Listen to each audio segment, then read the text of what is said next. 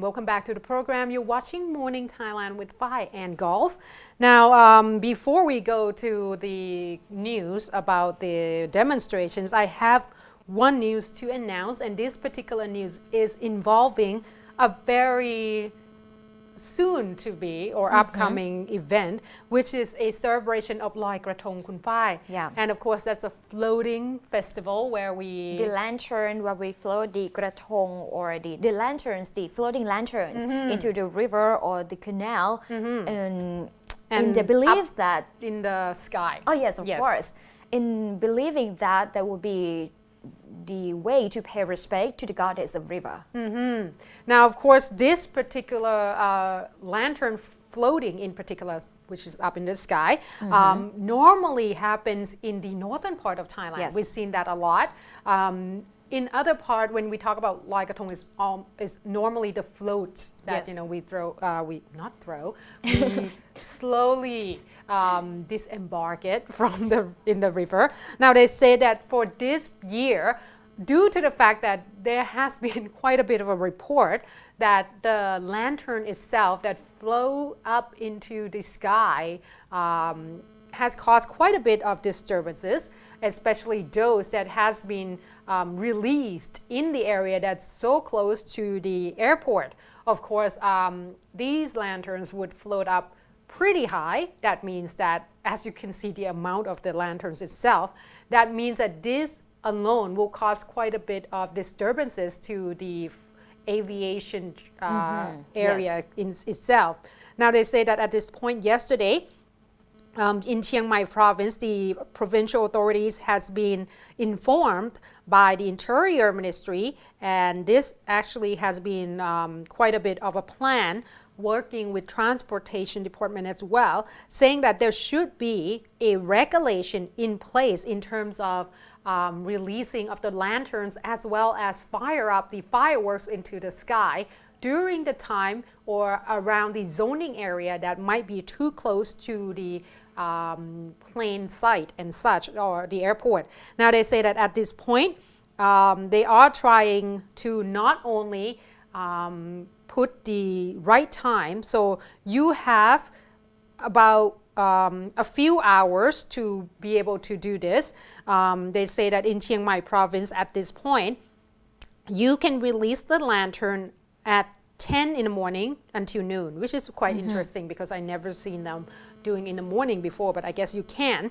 And that can only be done on the 17th of November, which is the Loy Kratong day for this year. And they say that all the lanterns that would like to be done in the evening, you can do it from 9 p.m. onward.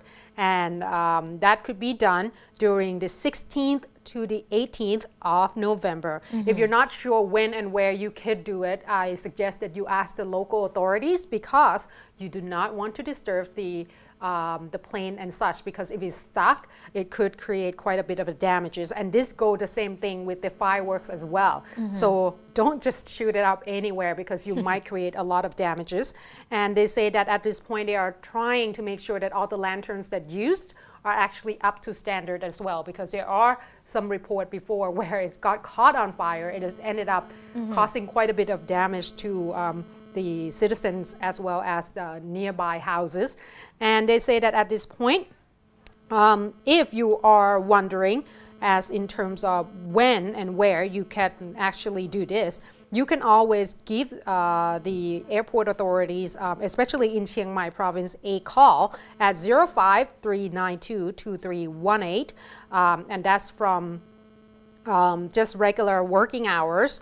And they say that there are various activities to be done in Loy Kratong, but in particular, if you violated these particular regulations, there might be some charges pressed against you because technically that's kind of breaking the law itself. So if you're gonna do it, make sure that you ask the authorities. But if for the floats itself, I'm pretty sure that it's okay because obviously it's not gonna disrupt anything, right? Traditionally, the Loy Kratong festival is just a way to release the lanterns into the river. However, the rapid trend of releasing the lanterns into the air has become very popular among teenagers these days. It's pretty. I mean, you gotta admit it is pretty and it's quite fun to see something floating in the sky. But if it's got caught on a plane itself and, create, like, God forbid, accident, plane crash and such, that's not going to be a good thing to And celebrate. sometimes part of it fell on the rooftop of people in the area. Exactly.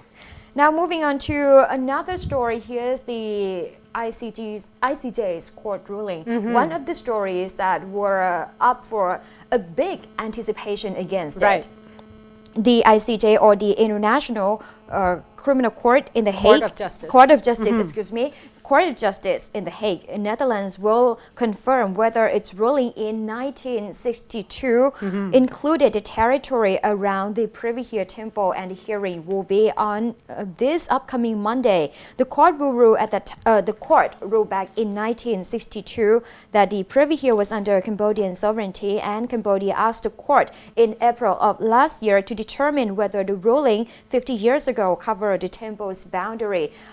Obviously, this is one of the topic that has been a sensitive issue among Thai people itself, and also between Thai people and the Cambodian side. So the Cambodian government has brought this issue to the international court. Right. And they had taken like 6 months to deliberate this particular issue, and the hearing will be made this Monday. And the Foreign Ministry officials are now at the border to explain the situation to locals throughout the ICJ ruling process, which means now the military, the Navy, and the Air Force, according to the Army Chief General Prayut Chan-o-cha, is now on alert and at the scene, and has already stepped up the border patrol operations in the area already. The Air Force, the Thai Armed Forces said that they are closely monitoring the situation and also exchanging the special information or important information, and updating each other between them and the Cambodian side on the situation on a regular basis as it develops. So the court will start reading the verdict at 11 in the Netherlands. That means 4 p.m. in Thailand, and it will be broadcasted at MCOT 9 and also NBT channel 11. Right. And of course, there's also another places or more places you can take a look at is a website that they have, www.cij.org,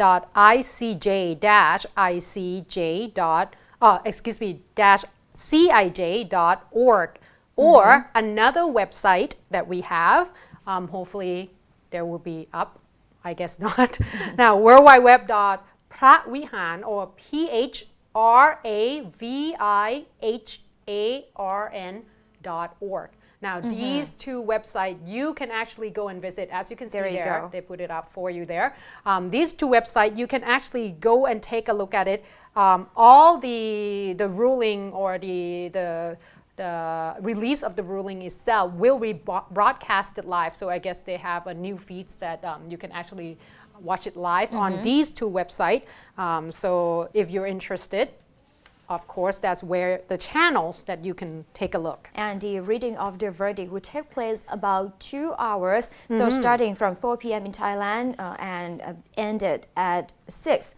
So around 1 hour after that, around 7. Right. The Prime Minister will hold a press conference together with the government officials, updating Thai public on the situation and also Thailand's stance on the ICJ's ruling. And there has been already quite a good preparation coming from the Foreign Ministry, having a cartoon version of explaining this particular case, because a lot of people might not understand the background and such. Unfortunately, it's in Thai. But if you are interested in this particular case, you can always watch our playback on YouTube as well. There are several of the episodes that we talked about the Preah Vihear temple case. Now, moving on to the situation that we are facing right now, and we are updating almost every day, is the demonstrations that seems to be quite various around town. And I'm talking about the demonstration against the amnesty bill. Now, yesterday I talked to you about the gathering that will happen at the Asok BTS, Asok station of the BTS, which is a SkyTrain. Yesterday, they gathered again, and this is the third time already that this particular group has gathered. And normally, I guess the majority of them are from the business sectors, as well as all the office workers that were actually at the lunch break at the time. So 11:30, that's where they gathered at the association of the BTS. And they said that there's obviously a whistle blowing period, and that's their way of demonstrating that they are against this particular case. Now, Kun Shane was just kind enough to provide us with this particular interesting gadget as well. And Kun Phai, you want to take it over and perhaps blow the whistle for us? Because it seems like, interestingly enough, if you don't have a whistle, what do you do? Yeah, because I heard that whistles are run out of the market right now after the demonstration has been heated up. So some people, Thai Rat newspaper, has suggested an application, because nowadays, you know, technology can do anything. So if you have a smartphone, even the Apple devices or the Android devices, you can download the Whistle application. And this is more like a vuvuzela, I would say. And let me try this. No, you have to. Oh, there you go. You can actually use an application to do that. This is a Whistle application from the Apple Store. Right. If you use the iPhone, iPad, or the gadgets from Apple. Something looking like this, you don't even have to close up on it. There you go. See? Not encouraging you to actually, you know, go in, or you don't have to if you don't want to, but I think it's quite interesting that there's an application for such thing. But obviously, this is not an application that was just created for a demonstration. Right. This is the application that they use to play music. However, in Thailand, there was an app developer that created an app called Nokweed. Right. In Thai, especially for the demonstration. Exactly. That the protesters can download from Google Play, but this is for Android users only. Oh, there you go. Oh, it's actually a picture of a whistle. Yes. Oh, interesting. Now, mind you, this particular application just made for this, and I think it's quite interesting. But back to the demonstration, they say that yesterday, like I have mentioned, there's a lot of gathering from the office workers themselves. But in the Urupong intersection, you remember the demonstration that took place in the Urupong area, right? Apparently yesterday, there has been a change. They moved from Urupong starting from about 10 o'clock in the morning. They gathered around. Apparently there has been a distribution of a cap, of the tear gas mask, as well as bottle of water bottles, because apparently if you got hit by a tear gas, you can, you know, wash your eyes with the water and such. And a lot of flags that were given to the protesters, and they moved from Urupong intersection on the Rama 6 road, walking all the way to the Makkhawan Rangsan Bridge. And they say that in front of the demonstration, the protesters themselves, they have over 50 of the motorcycles in front of them. And they say that they were heading for the Yomarat intersection and reached the Makkhawan Rangsan Bridge at about 11 o'clock. However, there were about 4 military troops on site already, as you can see there. So the protesters cannot move forward. They try to negotiate, but of course that didn't help. However, by the time at about 1 p.m., there's a little bit of a scuffle because Kun Songkrot Chun Chu Pon, or Major Pukem, Sergeant Pukem, was actually along with several of the demonstrators, try to push through, and finally the police moved back a little bit, but still they make sure that the demonstrators, the protesters, did not reach the area that involved the under the ISA, the Internal Security Act, which obviously already involving 3 districts altogether. And afterward, there has been a report of one person in particular. He was actually a soldier, a military officer, but he did not dress as the officer at the time. He was just joining the demonstration. Not sure why he was there though, but they say that he was taking pictures as well as videotaping, recording the situation. And some of the protesters think that he probably is an undercover cops trying to get the information from them. So this particular person, Major Jamnian Hong Thai, ended up got stampede almost. And the guard in the area were able to pull him off. But at this point, there are once again a lot of demonstrators that came out into the street, especially in terms of academic. We have seen quite a bit of group from the Thammasat University yesterday. They got together, they reached, they walked as far as the United Nations headquarters, trying to give an open letter. And one of the key figure that seems to be heading this particular walk is Kun Surin Pisuwan, who's also the former Secretary General of the ASEAN. Exactly, and he tried to negotiate with the police, saying that, please let us through. But of course, that didn't help. So finally, representative from the senators came out. Kun Surachai Liang Bunlerchai came out and received the letter itself from the demonstrators from Thammasat University so that they could at least given this particular open letter in opposing to this particular bill to the senators themselves. Now they say that in Chiang Mai province, Chiang Mai University, there's also opposition against this particular bill as well, voicing their views. And in the Ramkhamhaeng University and Open University, they also came out in full force and talking about opposing this particular bill. In terms of other sectors, Thai Airways, the union came out and opposing this particular bill as well. So it seems like not everyone is very happy with this bill. I think so, because after Asok, people in the afternoon, there was a gathering in the evening as well at Ratchaprasong intersection, and we saw a large turnout, as well as any places. And of course, it created quite a bit of a stir to the schools in the area as well. Yes, of course, because there was an announcement of a school closures in the particular area.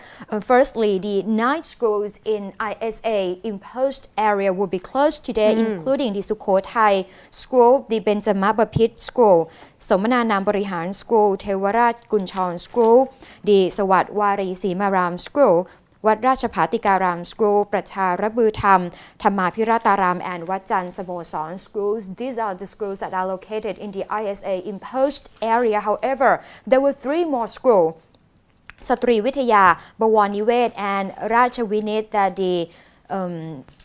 the school itself will be closed in order to protect its students from any possible situation or danger during the continuing anti-government protests in the area, because they're located in the Pranakon area near the Rajadamnern Avenue or near the Makkhawan Rangsan Bridge, which are the areas that are now very in high risk right now. So better safe than sorry. Yes. The Satri Vitya School said that students and parents will be able to keep track on the announcements later on from the school's website, www.satriwit.ac.th, and also other schools as well. I think the announcement will be made through the social media or the school's website itself, because there will be a weekend that the school cannot contact the student. So if you know that your children are going to the school in the area, make sure that you keep yourself updates, because you might end up drop them off and the school's closed. And one of the big problems yesterday is the traffic. I heard from some people on Facebook complaining that they cannot send their kids to school in this particular area. So I think better safe than sorry.